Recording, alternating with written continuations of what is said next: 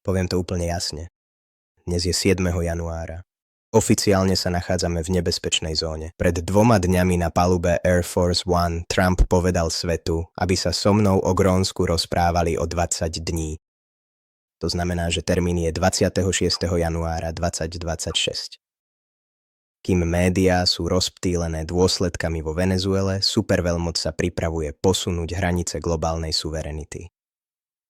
Sledujem to už mesiace a záznamy sú jasné. Nežartuje, telegrafuje. A napriek tomu svet sleduje túto situáciu, ako by išlo o reality show a nie o geopolitickú popravu. Denník The Economist práve informoval, že Trumpova administratíva sa snaží prinútiť Grónsko k dohode, ktorá by mu umožnila slobodne konať v rámci územia. Americkí predstavitelia pestujú myšlienku nezávislosti a usilujú sa o prehlbenie rozdelenia s Dánskom.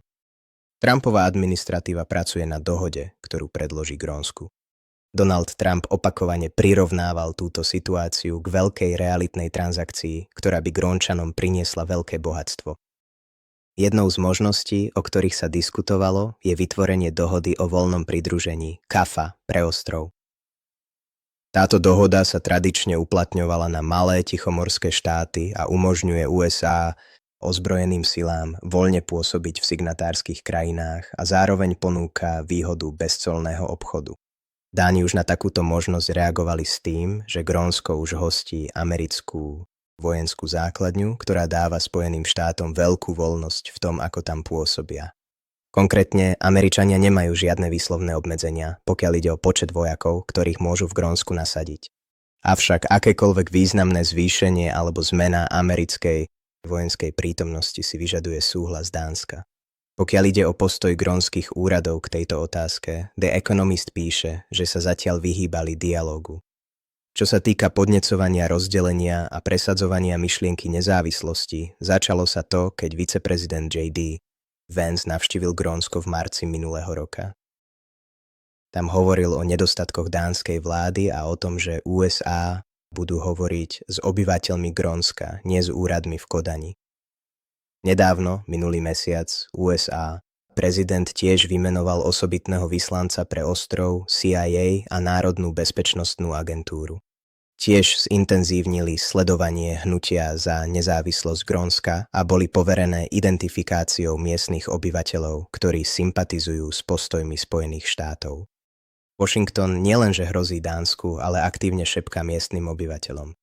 Vidím správy o masívnych pôžičkách bývalej banky IM a bezpečnostných zárukách, ktoré sa ponúkajú priamo Nielsenovej administratíve v Nuuk. Odkaz je jednoduchý. Dánsko vás nedokáže ochrániť, ale my áno. Snažia sa vkliniť klin medzi kolóniu a korunu. Je to profesionálne nátlakové pôsobenie v tej najlepšej podobe.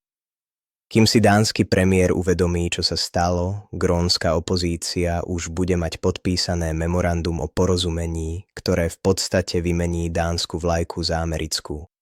Je to výmena suverenity za bezpečnosť, ktorú nikto nezastavuje. Tu je časť, ktorá by vám mala zdvihnúť tlak. Trump je pripravený podpáliť dom, aby získal kľúče. Bol explicitný. Ak NATO stojí v ceste zaisteniu bezpečnosti Arktídy, potom USA je vonku. NATO vníma ako delikventský klub, ktorý chce americkú ochranu bez toho, aby sa vzdal amerických záujmov. Dánsky premiér Mette Frederiksen tu vyhlásil, že útok na Grónsko je koncom NATO. Trumpova odpoveď? Dobre. Už teraz obchádza trilaterálne výbory. Nechce si sadnúť za stôl. Chce vlastniť izbu. Jemu. Grónsko je zlatou kupolou protiraketovej obrany. Ak je NATO cenou za úplnú kontrolu nad vesmírnou základňou Patufik a nerastmi Stamburis, zaplatí ju bez váhania. Kde sú paralely? Keď Rusko anektovalo Krym, nazvali sme to nezákonnou anexiou. Keď sa presunuli na Kyjev, nazvali sme to útočnou vojnou. Ale keď sa USA pripravujú pohltiť ostrov, ktorý im nepatrí, ticho z Bruselu je ohlušujúce. Pre Grónsko nevlajú žiadne modrožlté vlajky. Nie sú žiadne mimoriadne zasadnutia OSN, na ktorých by skutočne záležalo. Sledujeme presne ten istý scenár, výhovorky o národnej bezpečnosti, zabezpečenie dodávateľského reťazca a historické nároky používané našou vlastnou stranou. Pokrytectvo je najnebezpečnejšia časť. Ak to dovolíme, aby sa to stalo o 20 dní, koncept hranice sa stane len návrhom a poriadok založený na pravidlách sa stane strašidelným príbehom. Prečo Amerika tak veľmi chce Grónsko? Tu je hĺbší výskum o tom, prečo sa to deje, bez akejkoľvek propagandy. V prvom rade je tam najdôležitejší pozorovateľský bod a to je národná bezpečnosť. Čo sa deje? USA má vojenskú základňu s názvom Patufik Space Base ďaleko na severe v Grónsku. Prečo je to dôležité? Je to ako mať najlepšie miesto v sále na sledovanie prichádzajúcich rakiet z miest ako Rusko. Tento radarový systém je kľúčovým včasným varovným systémom pre Severnú Ameriku. Navyše pomáha sledovať satelity vo vesmíre, čo je mimoriadne dôležité pre komunikáciu a spravodajstvo. Čo si treba zapamätať je, že je to ich ranný varovný systém pre národnú obranu. Dáva im včasné upozornenie na potenciálne hrozby zo vzduchu. Druhým motívom je zlatá baňa zelenej energie, kritické nerasty. Čo sa deje? Grónsko je plné nerastov, ktoré sú nevyhnutné pre budúcnosť energetiky a technológií. Prečo je to dôležité? Hovoríme o vzácnych zeminách, teda prvkoch, vďaka ktorým fungujú motory elektrických aut a veterné turbíny. Grónsko ich má obrovské množstvo. Potenciálne dosť na to, aby pokrylo 25% svetového dopytu na celé 10 ročia. Má tiež ďalšie kľúčové nerasty, ako je gálium na čipy a grafit do batérií. Záver je takýto.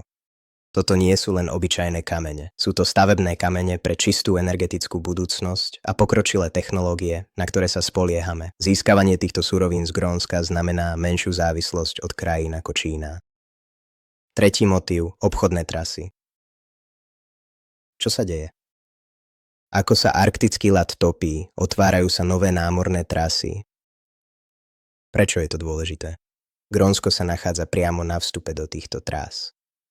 To znamená, že lode môžu cestovať medzi Áziou a Európou oveľa rýchlejšie, potenciálne skrátiť čas cesty až o 10 dní a ušetriť obrovské množstvo paliva a peňazí. Grónsko by sa mohlo stať hlavným úzlom tohto nového globálneho obchodu. Na záver si predstavte, že by ste svoje online objednávky dostávali rýchlejšie a lacnejšie, pretože lode využívajú novú kratšiu trasu cez Arktídu, pričom Grónsko je kľúčovou zastávkou. A teraz štvrtý dôvod. Technologickí miliardári, poistka na apokalypsu, umelá inteligencia a budúci utečenci. Čo sa deje? Niektorí z najbohatších technologických magnátov ako Bill Gates či Jeff Bezos investujú v Grónsku. Prečo je to dôležité? Využívajú pokročilú umelú inteligenciu na efektívnejšie vyhľadávanie týchto kritických nerastov. Navyše, niektorí vnímajú Grónsko ako potenciálne útočisko alebo miesto na budovanie experimentálnych komunít, kryptoštátov pre prípad globálnych katastrof. Toto si musíte zapamätať. Dokonca aj superbohatí sa pozerajú na Grónsko kvôli jeho zdrojom a potenciálu ako bezpečnej, odľahlej lokality do budúcnosti. A motív číslo 5. Historický záujem. Čo sa deje? USA. O Grónsko sa zaujíma už viac ako 150 rokov. Prečo na tom záleží? Od prvých strategických plánov v 60. rokoch 19. storočia až po ponuky na jeho kúpu za $100 miliónov v zlate po druhej svetovej vojne USA Grónsko neustále považoval za dôležité. Tento záujem sa v posledných rokoch opäť silno objavil, pričom návrhy boli predložené dokonca aj v rokoch 2019 a 2024 až 2025. To, čo si musíte zapamätať, je toto. Toto nie je nový nápad. Je to dlhodobý strategický cieľ, ktorý sa stále znovu objavuje. A posledný dôvod, zvrchovanosť a miestna kontrola. Čo sa deje? Grónsko je autonómne územie s vlastnou vládou a obyvateľmi, ktorí túžia po nezávislosti. Prečo na tom záleží? Majú vlastné priority, ako napríklad ochranu svojho životného prostredia. V roku 2021 zakázali ťažbu uránu a rozvíjajú svoju ekonomiku podľa vlastných predstáv. Neodovzdajú len tak svoje zdroje. Greenland, bežné podnikanie pre každého, má hlas a chce sa uistiť, že akýkoľvek rozvoj je pre nich prínosom a rešpektuje ich kultúru a životné prostredie. Nie je to hotová dohoda len preto, že USA má záujem. Čo si o tom myslíš? Dajte mi vedieť nižšie.